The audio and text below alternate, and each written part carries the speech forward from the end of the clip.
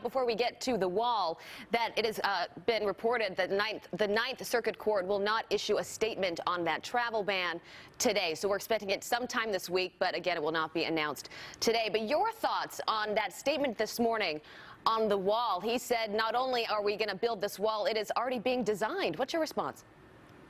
Well, my response is I would expect him to do what he said he would do. We are heightening really what is more than the campaign promise and promise to the American people, that we're going to focus on not only the border but terrorism. We're going to focus ourselves on protecting the American citizens from what we believe is a terrible danger that exists. So if it's a wall, that's fine. If it is operational control, that is what I am for.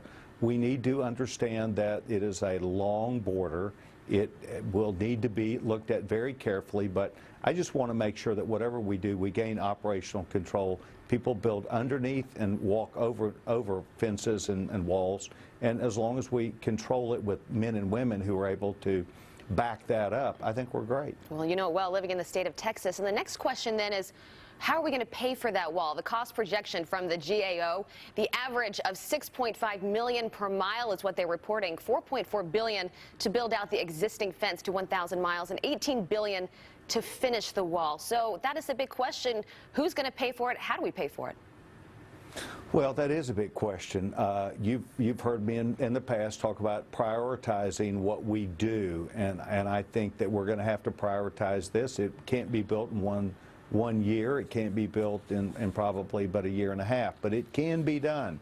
And if this is the will of the president, I guarantee you it's the will of the American people. We want to protect what this country stands for and its people. So $18 billion is a large amount. We will have to take this up in Congress. We will have to appropriate the money.